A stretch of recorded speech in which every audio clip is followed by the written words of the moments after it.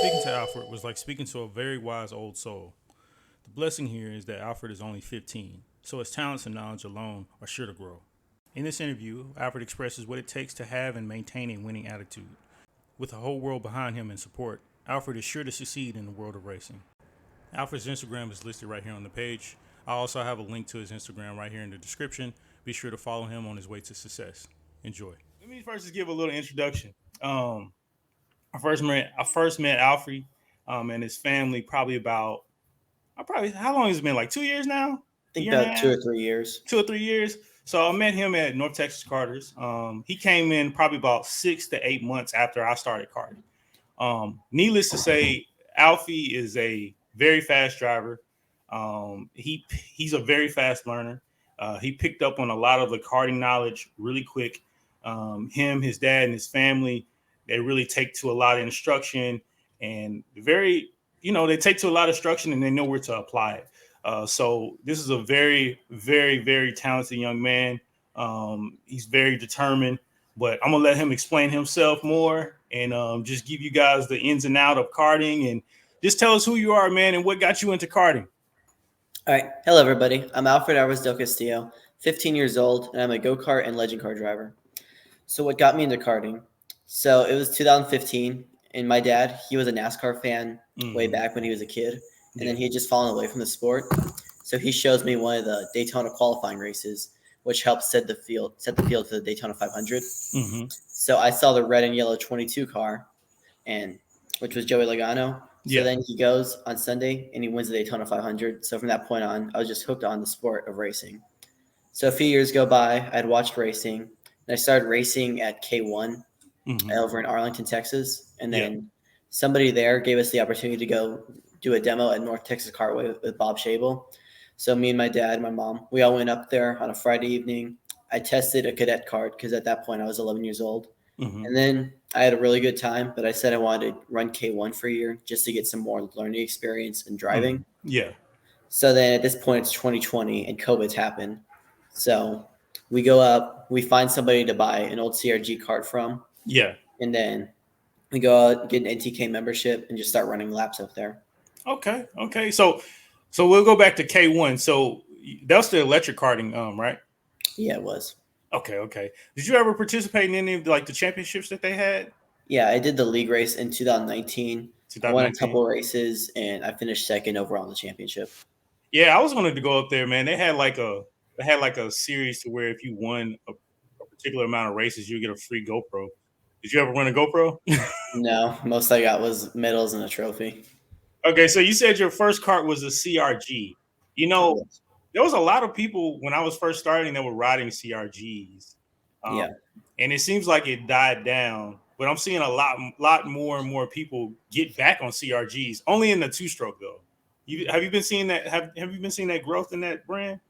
Yeah, so I'll give a quick story about what happened. So about the time both of us got into karting, that's when CRG was just falling down because the quality wasn't as good as it had been over the past few years. So then a few guys down in Houston, I don't remember the names, but they're able to go get with Arcade Motorsport and try to promote the CRG. And since then, it's all over the national scene now. A bunch of guys are running and winning races in it. Yeah, I'm seeing a lot more people switch towards it, and it's funny because let me ask you this. So when you first started karting, did somebody ever tell you that there was no difference in karts? Like there was no difference between an OTK, a Burrell, a CRG. Did anybody ever tell you that? I was never told that, no. You never told that? Okay. What did they tell you, like in regards to like which kart was the best? And actually, which car was the best and why did you ultimately move on from a CRG? So we got the CRG from a local guy who's not in it anymore. Okay. But then we joined DJ Ortiz in Car Racing Solutions, and he was an OTK dealer, and he didn't have parts for a CRG. So our cart was about 3 years old at this point, and honestly, it wasn't very good. He was able to sell us. It was a 2020 Tony cart, and I was like, whoa, this thing's actually really fast compared to my old cart. Yeah. So how was it? I guess see a lot of people don't understand how something can be faster in karting. So explain to us how it was faster. Like how did the cart feel compared to your older chassis? So my old chassis, going into a turn, it's like the cart just felt like a brick. So the carts are designed to be able to flex through the corners. so that way it can carry as much speed as possible. That cart, it wouldn't flex, so it would just be a brick in a corner, turning. And I was having to fight it all the time. Yeah, that's kind of the same thing with me. See, I've always rode comp carts, aka Burrells, and my first comp cart was horrible.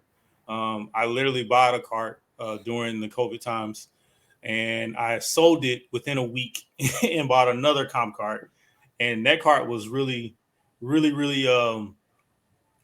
nice. And then eventually, I moved on to a newer cart.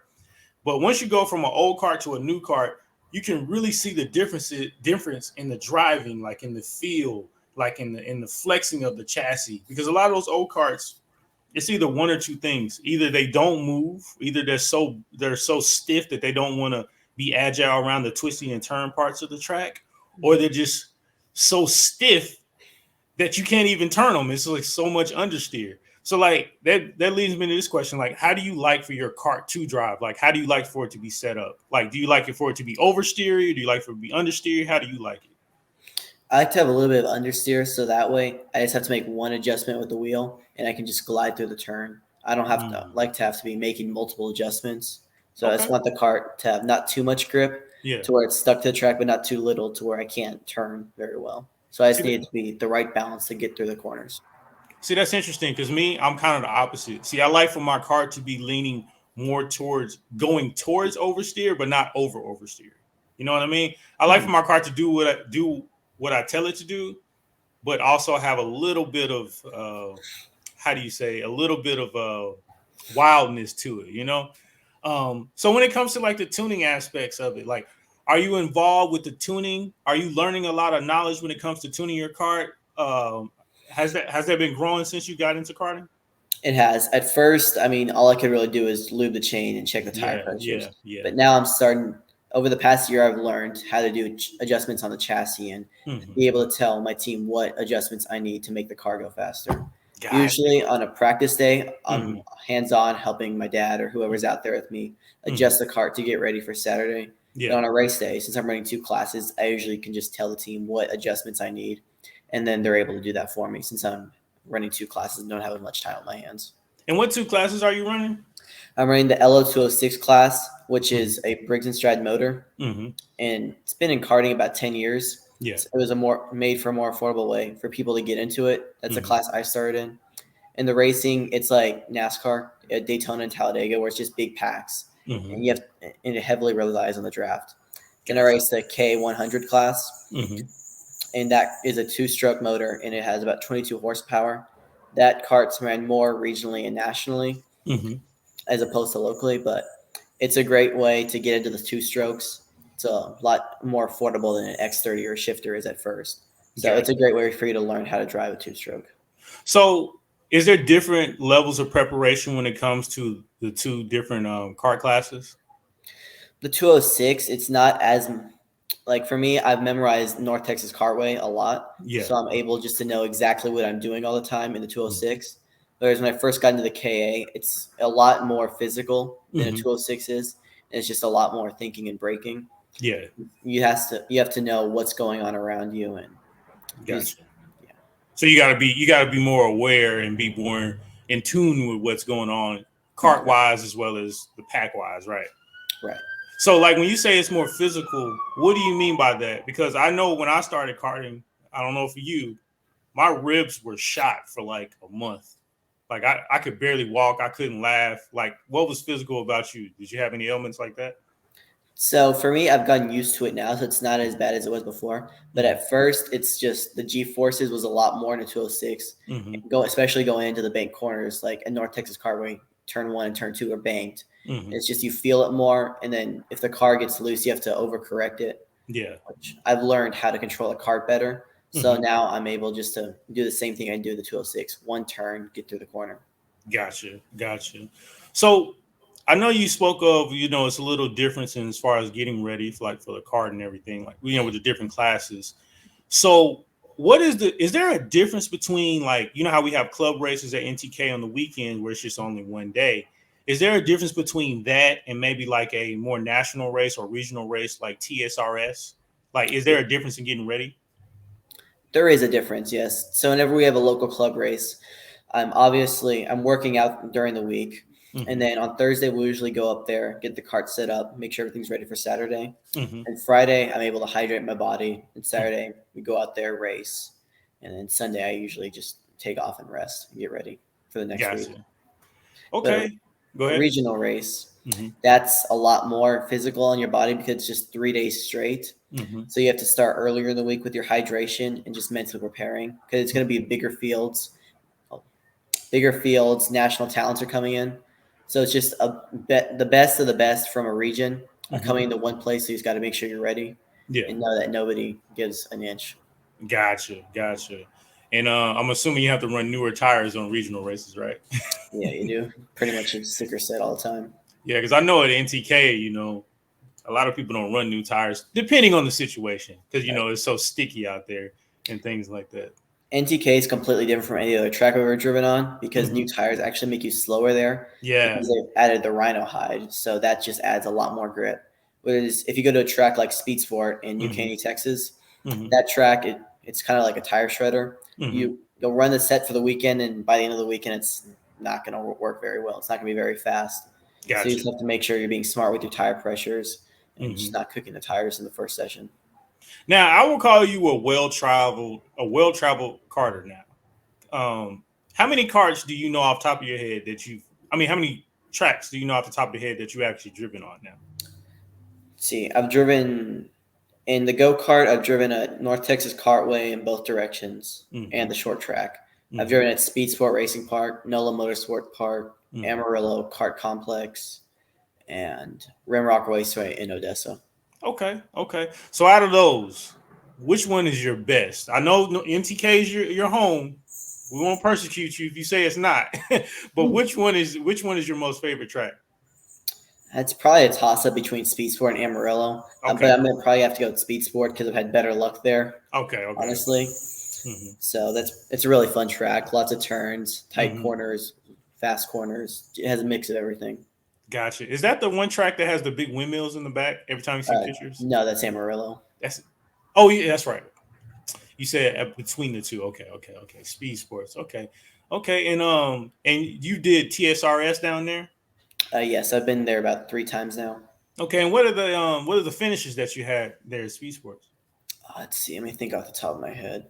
And see, the first time we went there was 2021. I was running just 206 at that point. Mm-hmm. I was running up the top 3, and then I got bumped off the track, so I ended in 9th. Then the second year, we had 2 races. Let's see. I honestly don't remember where I finished. Mm-hmm. Like in the spring race, I remember I got top 5 in the 206 in the KA. I got in a wreck that just bent my chassis. Yeah. So I had a rough weekend then. I think I ended like 24th. Gotcha. But I mean, judging from your background, man, you win a lot. So, if you don't remember that one time, that's fine. You got a bunch of trophies to remind you of the winning. And speaking of winning, did you win last night at the club race? I did. I won both races last night at NTK. Was able to win the K100 race and the 206 senior race. Okay, so we got a double winner on our hands, man. So take us through your mindset, like when how does it feel? Like, do you just kind of feel like when you're out there on the track, how long does it take you to feel like I know I'm going to win this race?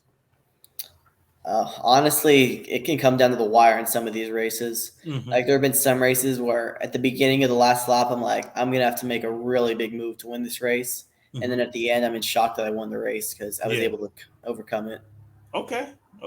So do you ever practice any visualization skills? Like, do you visualize yourself winning the race before you win it? I do. Usually, which is when I'm at home getting ready for the race. Mm-hmm. There, I'm just envisioning what I can do to put myself in the position to win the race, mm-hmm. making sure I make the right moves at the right time. Yeah. Pass when it's time to pass and don't do anything dumb to take me out of contention. Now, in regards to that, a lot of times I used to try to visualize the start, and better than me. At NTK, the starts are the most dangerous times. Yeah. At NTK, it's the most dangerous time. That 1 and 2 is crazy. So a lot of people say you can't win the race on the first turn. Do you see yourself as more of an aggressive driver, or do you see yourself as more as a tactful driver? I'd say I'm a little bit of both because Okay. I try to set myself up with my tactics to be in a position to make aggressive moves. Mm-hmm. So, like, there's this year whenever TSRS came to NTK, Mm-hmm. I had a rough going into the heat races. I was starting 12th. Yeah. I was able to make some aggressive moves on the start that got me up about 3 or 4 spots. And I was able to just strategize, get around people when they were having issues, take advantage of others' mistakes. And I ended up fourth that race because the leaders had just gotten away. Gotcha.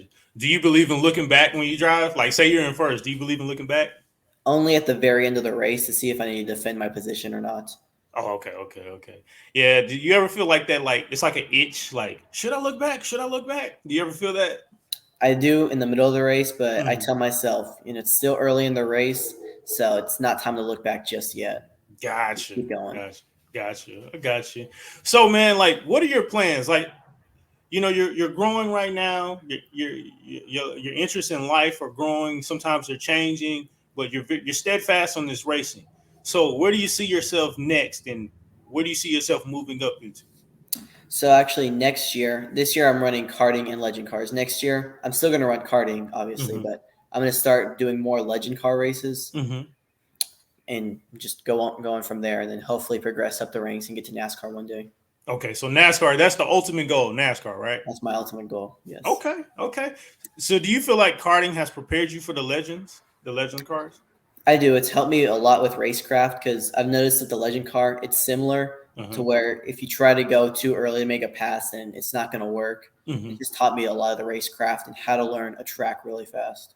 Okay. So, when you try to go too early and pass, it doesn't work. What do you mean? Okay, so there's the draft obviously. So in the Okay. legend car, it's more amplified because we're going faster. Mm-hmm. So if you're coming on the straightaway like this, Mm-hmm. then you try to go around the other guy. If you go too early before you can get their draft, Mm-hmm. then they're just gonna keep the same gap, and you're just killing your momentum and your lap time.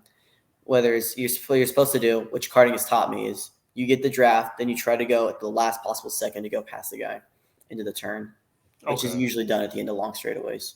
And legend cars, that's done on regular just gravel track, right? Or It's road course, road oval, and course. dirt. I've only run road course. I did Mm-hmm. one oval race, Mm-hmm. but next year I'm going to do road course and oval.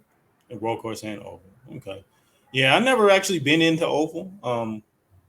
I do know that there's a lot of strategy that goes into it, but my hats goes off to y'all going around in that circle 1,000 times because I think I'll fall asleep doing that, man.